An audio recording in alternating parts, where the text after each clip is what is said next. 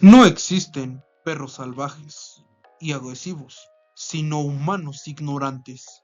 César Millán, el encantador de perros.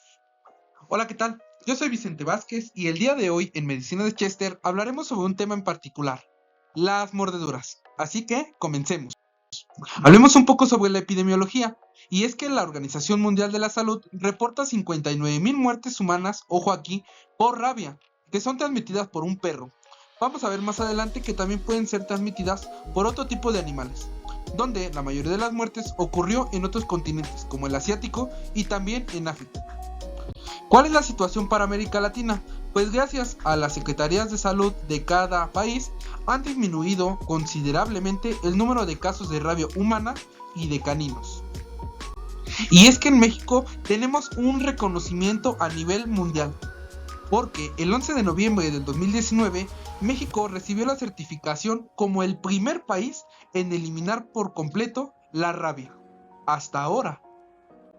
¿Existe realmente un riesgo? Veamos.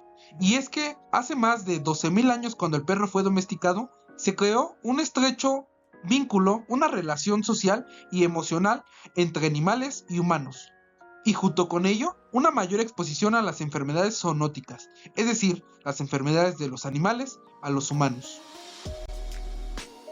¿Es el perro un amigo o un enemigo? Veamos bien. Se calcula que en Estados Unidos hay 70 millones de perros, donde las mordeduras más frecuentes ocurren en niños de 5 a 9 años. ¿Por qué? Bueno, pues considerando su menor tamaño, su falta de conocimiento y la manera de interactuar con las mascotas, bueno, pues los llevan a ser personas vulnerables a las mordeduras por las mascotas. Y también tenemos aquí el dato que a veces los caninos no saben cuando agreden realmente a una persona, sino que a veces lo hacen por juego. Vaya dato.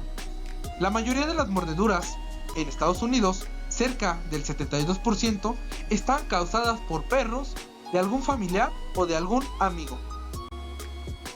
Vamos a hablar un poco sobre las generalidades. En este lado tenemos una imagen esquemática de lo que vendría siendo el virus de la familia Rhabdoviridae. Es un virus que ataca al sistema nervioso central, causando una encefalitis, es decir, una inflamación del cerebro, una alteración mental, con una letalidad cercana al 100%. ¿Qué animales van a transmitir la rabia? Tenemos a los caninos y a los felinos, es decir, a los gatos y a los perros. También tenemos otras especies silvestres como los zorros y los quirópteros, que vendrían siendo los murciélagos. Y tenemos aquí un dato bastante interesante, y es que los roedores no son infectantes, debido a la condición paralítica que les causa la rabia. ¿Qué quiere decir esto? Que si te muerde una rata, una ardilla o un cuyo, no va a ser necesario iniciar la profilaxis antirrábica, es decir, la vacuna. ¿Por qué? Porque aunque estos animales son susceptibles al virus, no presentan condiciones naturales para su transmisión. ¿Cómo va a ser la transmisión? Vamos a tener que va a ser por medio de mordeduras, por medio de rasguños o por medio de desgarros con los propios colmillos del canino. Y también está bien documentado que con las lameduras, es decir, cuando los perros lamen, sobre las mucosas.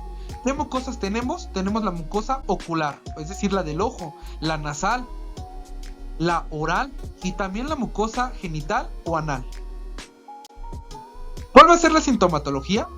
Y es que vamos a sospechar de esta enfermedad de la rabia en un paciente que haya sido expuesto o que haya sido agredido por un perro o por un animal silvestre.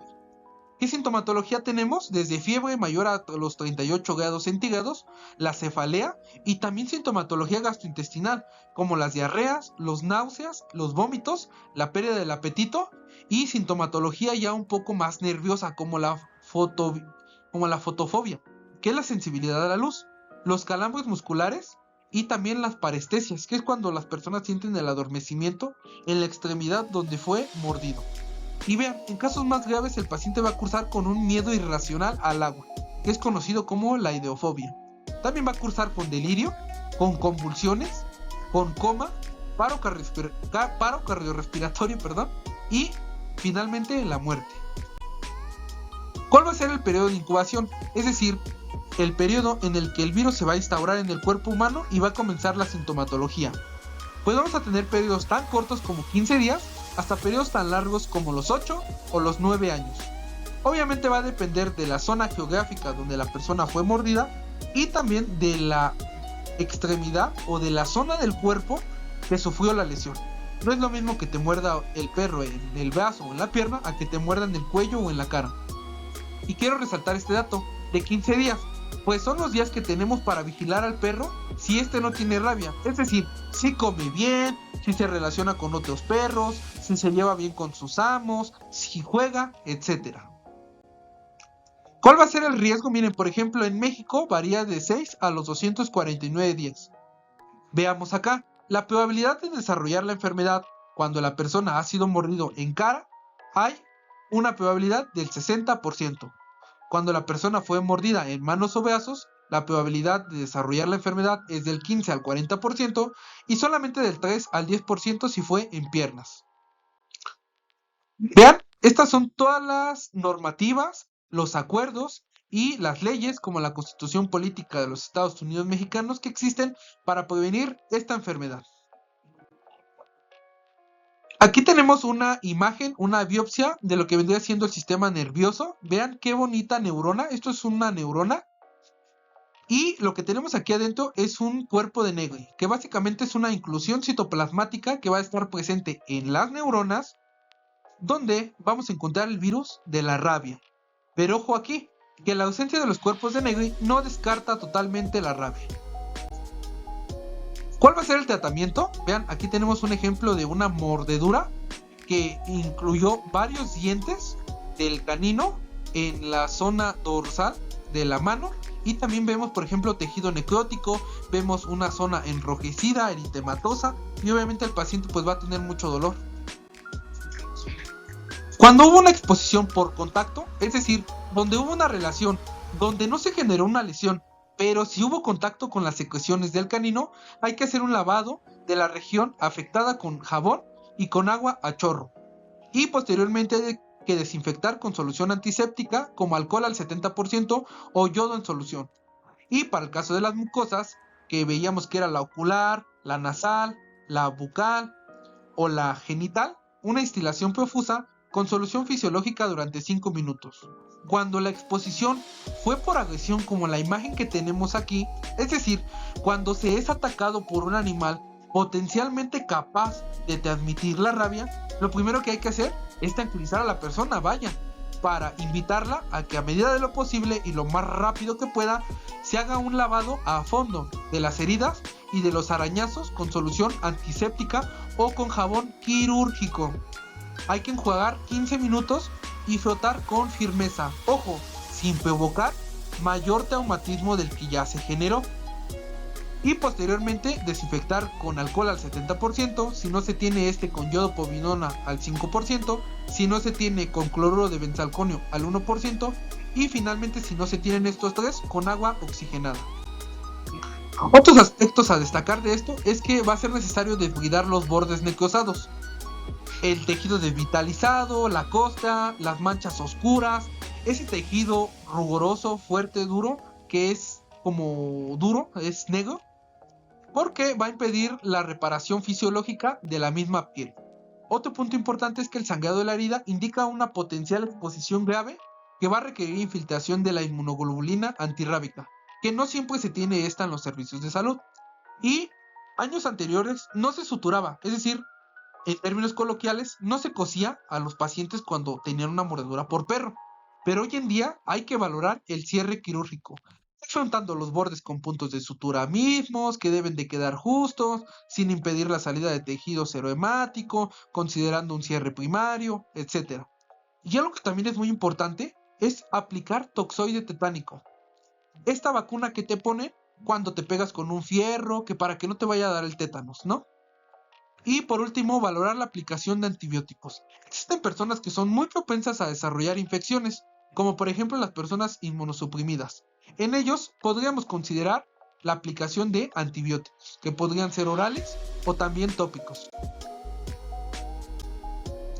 ¿Qué sigue después de esto? Valorar la profilaxis antirrábica, es decir, la famosísima vacuna. Lo que dice básicamente aquí es que una persona que estudió epidemiología se va a encargar de desarrollar una investigación exhaustiva sobre la ubicación donde la persona fue mordida. ¿Para qué? Para analizar los factores de riesgo y la zona epidemiológica, que posteriormente se lo manifestará al servicio de salud, a la secretaría, a la clínica, al hospital donde tú acudas, y este se lo transmitirá a tu médico para que él haga una relación con esta tablita para ver si hubo no un riesgo, si hubo un riesgo leve o si hay un riesgo grave mayor de contraer la enfermedad. Vean, por ejemplo, mordedura o arañazo con colmillos, 2 o más transdérmicas.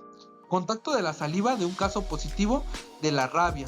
Si el reservorio, es decir, el perro agresor, no es localizado. Si la persona tiene alguna inmunosupresión, etc. En caso de que sí, junto con el epidemiólogo y el médico y la Secretaría de Salud, te van a mandar una profilaxis antirrábica. Vean, en casos de rabia humana no se ha demostrado la transmisión de una persona a otra persona de la rabia, pero lo que sí hay que tener en cuenta es que hay que considerar una ruta teórica de riesgo. Después de las 72 horas transcurridas de la mordedura por un perro, hay que ver si como lo que le comentaba anteriormente, se comporta bien, come bien, se relaciona con otros perros y juega. Si no es posible buscar al perro que te mordió o si no es posible vigilarlo, hay que comenzar un esquema profiláctico posexposición. También si el perro es callejero, hay que iniciar un esquema profiláctico posexposición. La profilaxis debe ser gratuita por medio de las instituciones públicas del Sistema Nacional de Salud. Y vean, la que les comentaba que no siempre se tiene en el servicio de salud. La inmunoglobulina antirrábica es recomendable junto con el esquema profiláctico posexposición de la mordedura de un perro porque neutraliza el virus rábico en el sitio de la herida. Y vean, este es el famoso esquema profiláctico posexposición, que es el denominado como ESEN. Y vean, este va a ser aplicado intramuscularmente, es decir, en el músculo deltoides, en el músculo que está en tu brazo, porque anteriormente eran subcutáneas y eran en el ombligo. ¡Auch! Solamente se van a aplicar 4 dosis en personas sin antecedentes de alguna vacuna previa, porque también existe el esquema profiláctico cuando una persona ya se había vacunado anteriormente. Los días que van a ser recomendados o que están bien documentados van a ser el primer día que te mordió, por eso es necesario que a medida de lo posible acudas a tu servicio de salud.